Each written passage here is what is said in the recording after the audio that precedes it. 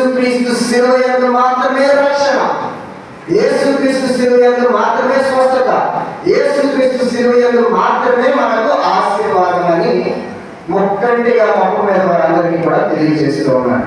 తరువాత చూసుకున్నట్లయితే 15వ వచ్చినప్పుడు ఈ విధంగా ఉంటుంది. ఎవడైనా సున్నతి అనే ఆ యొక్క మాట గురించి మర్చిపోండి. అది మన అనవసరం కూడా, ఆ అనవసరం అనే మాట కూడా మన వాక్యం చదువుకుంటాం. యూదా మతం యొక్క చట్టం అంటే సున్నతి పొందితేనే రక్షణ అని ఇంకొక చట్టం ఉందండి. ఆ చట్టం అంతా అనవసరం. మనందరికీ కూడా రక్షణ లభించేది క్రీస్తునందే. క్రీస్తునందే మనకు రక్షణ. మీరందరూ కూడా నూతన సృష్టి. ఏంటి నూతన సృష్టి అంటే, ఒకసారి కొరింథీయులకు రాసిన 2వ లేఖ 5వ అధ్యాయం 17వ వచనాన్ని చదువుకున్నాం.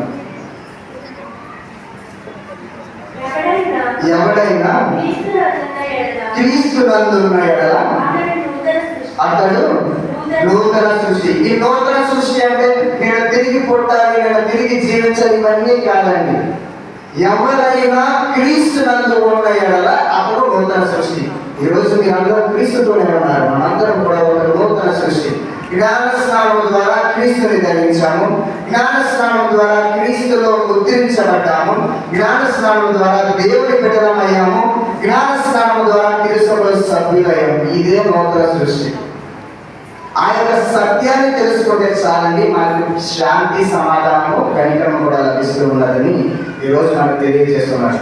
ఈరోజు మనందరం కూడా నూతన సృష్టిలో భాగం, మనందరం కూడా క్రీస్తులో భాగం, దేవుని యొక్క బిడ్డలను. ఇది ఏ విధంగా తెలుస్తున్నది? జ్ఞానస్నానం ద్వారా, దివ్య సంస్కారాల ద్వారా, ఈ యొక్క దివ్య బలి పూజల ద్వారా, ప్రార్థన ద్వారా, ఈ యొక్క క్రీస్తు ఐక్యమయ్యే సంబంధాలు, అనుబంధాలు, లేదా ప్రతి ఒక్క క్రియల ద్వారా మనం క్రీస్తు యొక్క నూతన సృష్టిలో భాగస్వామ్యం అవుతూ ఉన్నాం. అదేవిధంగా ఈ యొక్క విషయాన్ని చూసుకున్నట్లయితే మనం ఏం చేయాలి? ఈ యొక్క ప్రతి ఒక్కరికి కూడా ఒక కోరిక ఉంటుందని ముందుగా చెప్పారు. శాంతి, సమాధానం. దేవుడు నన్ను కరుణించాలి అని తీసే ప్రభు అంటారు. ఇక్కడ వాక్యాన్ని చూసుకున్నట్లయితే తమ తమ జీవితాలు ఈ సూత్రము పాటించే వారికి సమాధానం, కానికరము తోడదు. అంటే ఈరోజు నీవు నూతన సృష్టిని గుర్తిస్తే చాలు, ఈరోజు నువ్వు క్రీస్తులో భాగమని నీవు గుర్తిస్తే చాలు, నీకు శాంతి, కనికరము లభిస్తూ ఉన్నదని పౌలు గారు మనందరికీ కూడా తెలియజేస్తున్నారు. ప్రియ విశ్వాసుల, శాంతి సమాధానాలు ఎక్కడ లభించవు. కేవలం క్రీస్తు ప్రభునందే మనకు శాంతి సమాధానాలు లభిస్తాయని ఈరోజు దివ్య పట్టణాల్లో మనం తెలియజేస్తున్నారు. అదేవిధంగా ఈరోజు ప్రభు 72 మందిని ఇద్దరిద్దరు చొప్పున ఎక్కడికి పంపిస్తున్నారండి? వివిధ ప్రాంతాలకు, వివిధ పట్టణాలకు పంపిస్తున్నారు. వారందరినీ కూడా ప్రపంచానికి పంపిస్తున్నారు. ప్రపంచంలోకి వెళ్ళి క్రీస్తు గురించి బోధించు, క్రీస్తు శాంతి గురించి బోధించు అని శిష్యులను చెబుతూ ఉన్నారు. పంపిస్తూ ఉండే వాళ్ళందరూ కూడా సింపుల్, సాధారణమైనటువంటి జీవితాన్ని జీవించాలని ఈరోజు ప్రభు వారికి తెలియజేశారు. ఏమీ తీసుకెళ్ళకూడదు, సంచయం తీసుకెళ్ళవడం, చొక్కు తీసుకెళ్ళవడం, డ్యాగీయం తీసుకెళ్ళవడం, అలా వివిధ రకాలుగా ప్రభు వర్ణించారు. అంటే ఈరోజు ఆ వస్తువులన్నీ మనతో ఉన్నాయి అనుకోండి, మన యొక్క ఏకాగ్రత అంతా కూడా మన యొక్క వస్తువుల మీదే ఉంటూ ఉన్నది. అంటే సాధారణమైనటువంటి జీవితాన్ని జీవించాలి. ఎందుకంటే క్రీస్తు ప్రభు సాధారణమైనటువంటి జీవితాన్ని జీవించారు కాబట్టి శిష్యులందరికీ కూడా అటువంటి ఆజ్ఞ ఇచ్చారు. ఇదిగో ఈ సాధారణమైనటువంటి జీవితాన్ని జీవించి నన్ను బోధించు, క్రీస్తును బోధించడం వారికి తెలియజేశారు. వారికి ఏమైనా అవసరం వస్తే అటు ఇటు తంటాడకుండా, అటు ఇటు ఆందోళన చెందకుండా కేవలము దేవుని కృప మీద ఆధారపడి జీవించాలని వారికి భోజనం ఒక 4-5 క్యారేజీలు పంపించలేదండి, 4-5 జతలు బట్టి పంపించారు. ఎందుకంటే కేవలం దేవుని కృప మీద వారు ఆధారపడాలి. దేవాది దేవుడే వారికి సమకూరుస్తారు. ఇదిగో 5,000 మందికి ఆహారాన్ని ప్రసాదించిన దేవుడు ఈ ఇద్దరికి కావలసిన తిండి, ఉండాల్సినటువంటి చోటును ప్రసాదించలేరా? దేవుని యొక్క కృప, దేవుని యొక్క కనికరము, దేవుని యొక్క శాంతి అన్ని కూడా ప్రసాదిస్తేనే కూడా వారికి తెలియజేస్తున్నాను. అదేవిధంగా శాంతిని మీరు వసగండి. ఏ గృహంలోకి వెళ్తే మీరు ఆ గృహంలో శాంతిని మీరు వసగండి. ఇక్కడ ఉన్నది ఒక గొప్పమైనటువంటి అర్థం. శాంతి కాముడు అక్కడ ఉండేలా ఆ శాంతి ఆ యొక్క కుటుంబానికి చెందుతూ ఉన్నది. ఈరోజు దీని గురించి మనం తెలుసుకోవాల్సిన విషయం ఏమిటంటే, మన యొక్క జీవితాలలో మనము ఒక శాంతి దాముడు లాగా ఉండాలి. శాంతి దాముడు అంటే ఏంటి? మనం ఒక శాంతిని ఆహ్వానించేటువంటి వ్యక్తులుగా ఉండాలి. ఈరోజు క్రీస్తు ప్రభువు యొక్క శాంతి ఇదిగో ఈ దివ్య బలి పూజల ద్వారా, ప్రార్థనల దివ్య సప్రసాద ఆరాధన ద్వారా, దివ్య సంస్కారాల ద్వారా మనకి లభిస్తూ ఉన్నది. దాన్ని మనం ఏ విధంగా ఆహ్వానిస్తూ ఉన్నాం? మనం ఆహ్వానిస్తేనే మనకి శాంతి లభిస్తూ ఉన్నది. మనం ఆహ్వానించలేకపోతే అటువంటి శాంతి మనకు లభించాలని ప్రభు ఈరోజు తెలియజేస్తున్నారు. కాబట్టి ఈరోజు మన యొక్క జీవితాలను మనం ఆత్మ పరిశీలన చేసుకొని ఒక శాంతి దామను వలె, ఒక శాంతిని స్వీకరించే వ్యక్తులలాగా, ఒక శాంతిని స్వీకరించే కుటుంబాలలాగా మనం ఎల్లప్పుడూ ప్రభు యొక్క కనికరాన్ని పొందాలని ప్రార్థన చేసుకోవాలి ఈ యొక్క సందర్భం.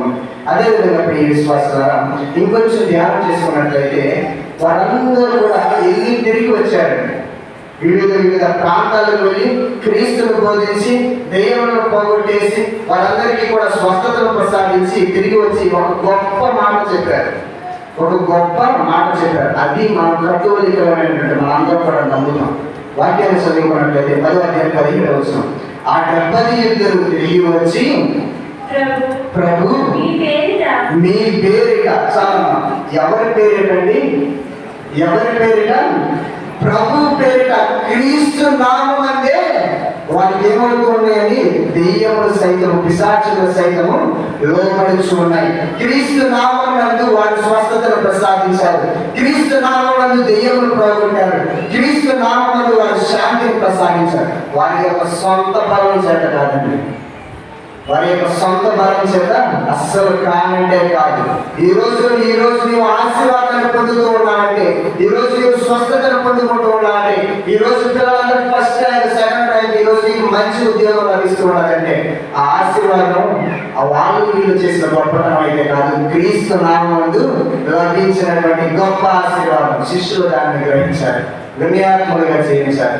ఈరోజు చాలా మంది జీవితాలు అనుకుంటూ ఉంటారు. కొంతమంది అనుకుంటారండి, నేను గొప్పగా ఉద్యోగాన్ని సంపాదించాను. ఏంటి సంపాదించాను? ఉద్యోగాన్ని సంపాదించవచ్చు, కానీ మన యొక్క సొంత ప్రభావం, మన యొక్క సొంత ప్రయత్నం చేయడం, మన యొక్క సొంత జ్ఞానం చేత అయితే మనం ఎప్పటికీ కూడా సంపాదించలేమని.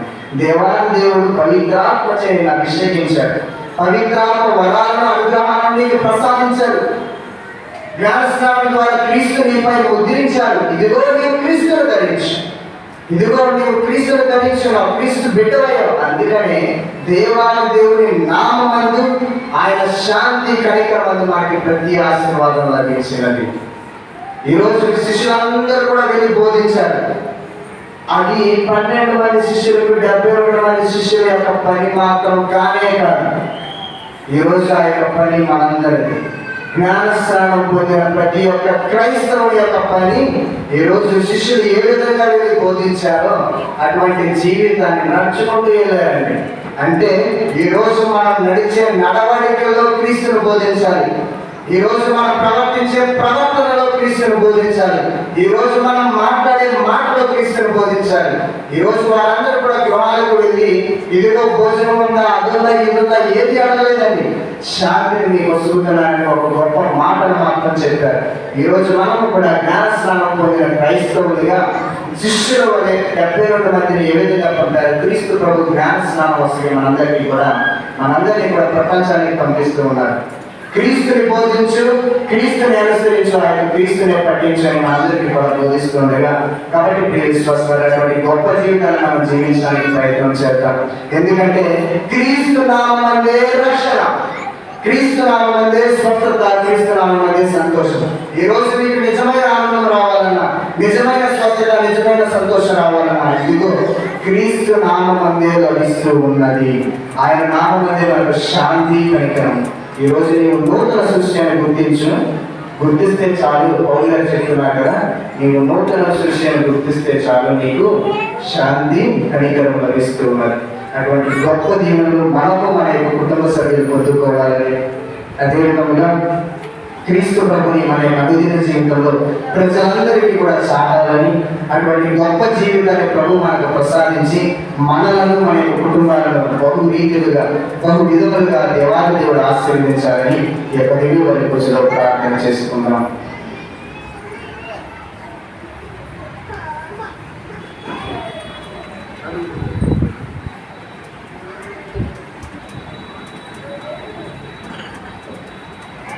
మనందరం కూడా లేచి నిలబడి మన యొక్క విశ్వాసాన్ని ప్రకటించుకున్నాం. పరలోకములు భూలోకములను సృష్టించిన నీ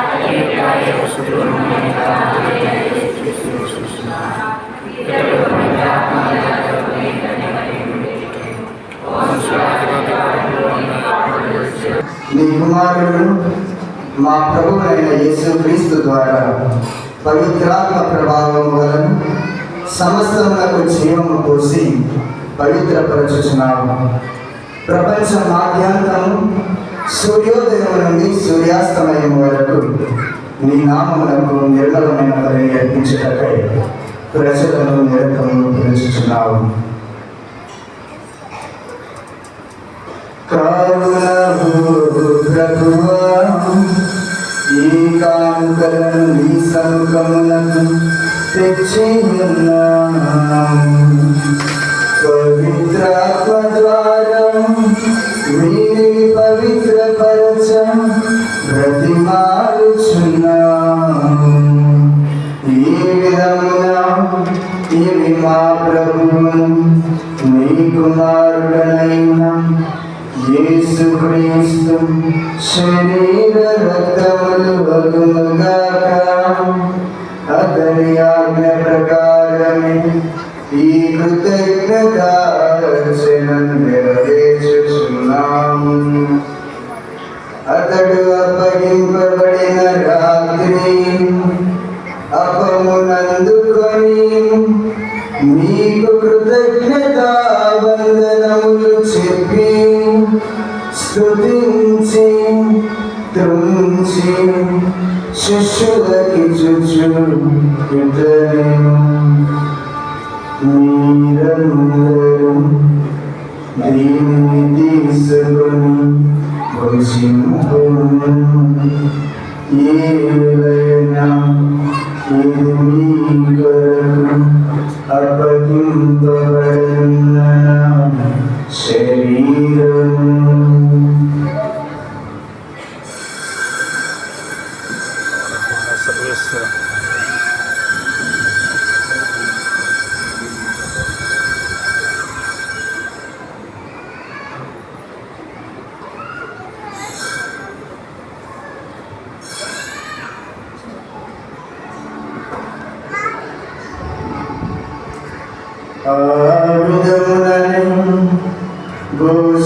భోజనానంతరం పాత్రమునందుకొని మీకు కృతజ్ఞతా వందనములు చెప్పి స్తుతించి శిష్యులకిచ్చుచు ఇట్లనెను,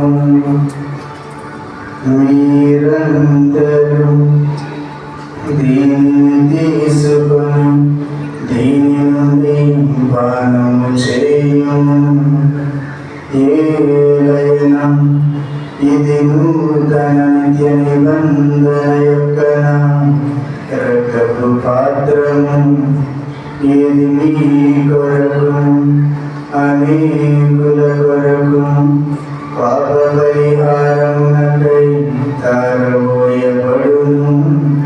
దీనిని నా జ్ఞాపకార్థము చేయుము.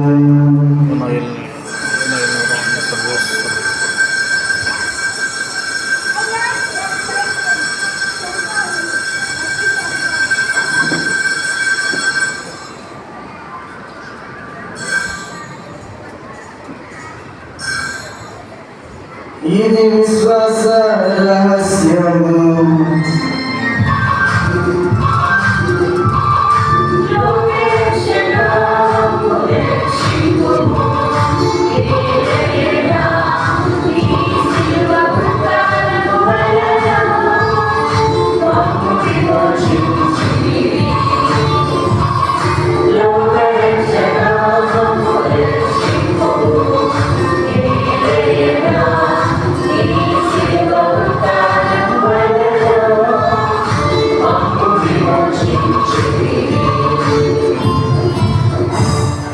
కనుక తండ్రి, నీ కుమారుని రక్షణాయుతమగు శ్రమలను అద్భుతమైన ఉద్దానము మోక్షారోహణము స్మరించుచు అతడు మరల విజయమని ఎదురు చూచు మేము ఈ పవిత్ర జీవన బలి కృతజ్ఞతతో నీకు అర్పించుచున్నాము.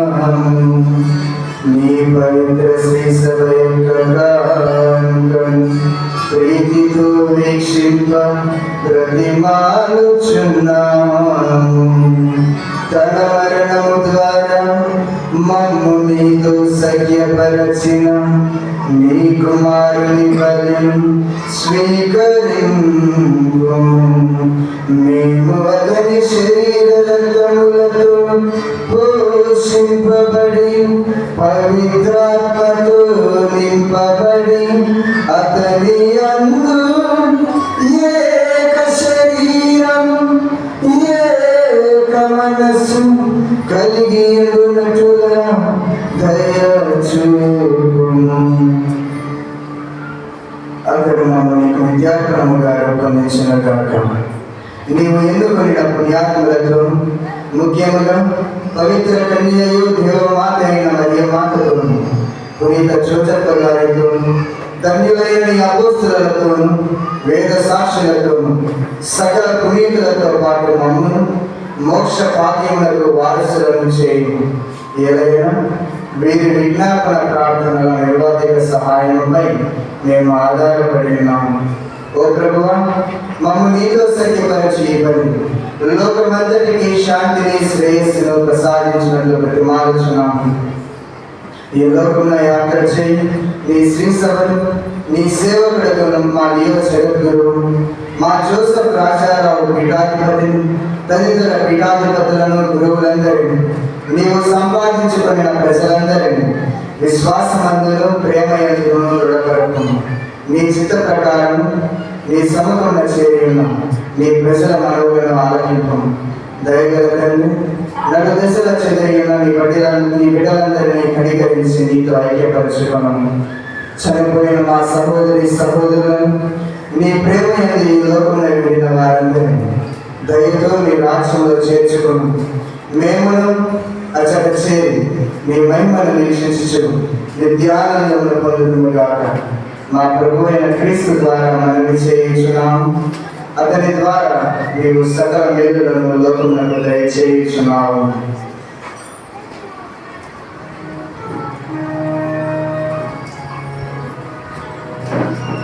క్రీస్తు ద్వారా క్రీస్తుతో క్రీస్తునందు సర్వశక్తి గల పితయైన సర్వేశ్వరా పవిత్రాత్మతో ఏకమయుండు మీకు యుగ యుగములు గౌరవ మహిమలు